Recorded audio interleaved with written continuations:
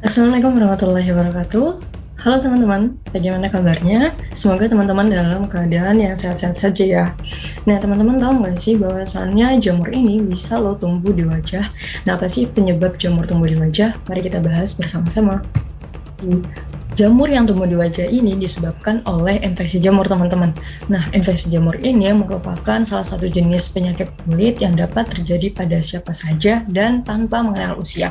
Meskipun infeksi jamur tidak tergolong dalam penyakit yang berbahaya, namun sekitar 1,5 juta jenis jamur di dunia, beberapa di antaranya tergolong cukup berbahaya serta dapat mengancam kesehatan seseorang.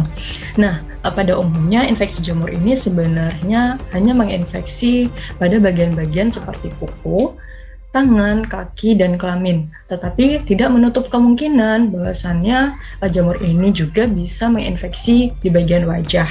Nah, untuk bagian wajah sendiri, infeksi jamur digolongkan menjadi dua jenis, yaitu Tinea faciae dan Tinea barbae. Nah, perbedaan dari kedua jenis infeksi ini adalah terletak pada lokasi infeksinya.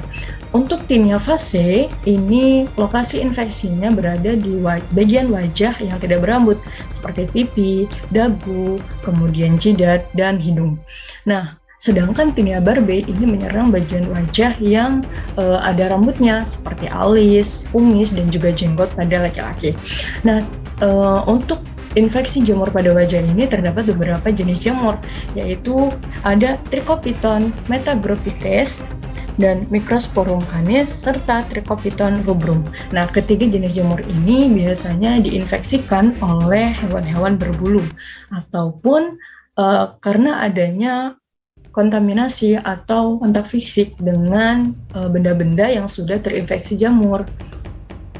Nah, langsung saja kita bahas salah satu penyakit pada wajah. Yang pertama yaitu Tinea faciae.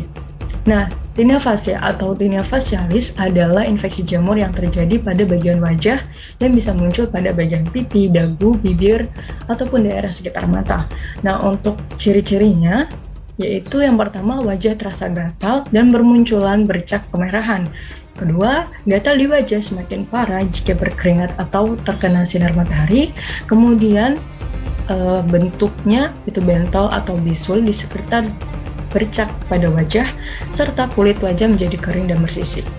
Nah, untuk gambarnya teman-teman bisa lihat di samping ya. Nah, untuk mencegah atau mengurangi resiko terkenanya Tinea facialis, teman-teman bisa nih melakukan beberapa langkah seperti di bawah ini. Yang pertama, tidak berbagi menggunakan peralatan pribadi seperti pakaian, sisir, alat cukur atau handuk dengan orang lain. Kemudian rajin mencuci tangan dengan sabun dan air bersih, rutin mencuci dan mengeringkan kulit wajah terutama setelah berkeringat. Kemudian membatasi aktivitas di tempat yang lembab atau basah, misalkan kolam renang, spa, atau steam room. Dan terakhir, tidak menyentuh hewan yang terkena infeksi jamur secara langsung.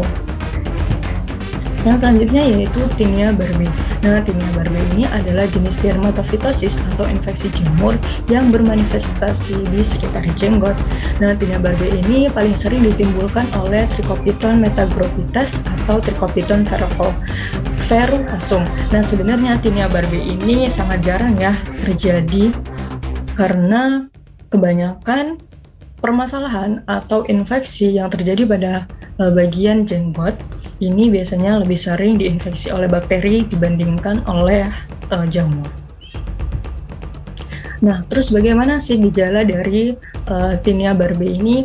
Nah, kalau infeksinya dangkal, Tinea barbae ini akan muncul seperti bercak bersisik berwarna merah muda atau merah dengan ukuran 1-5 cm.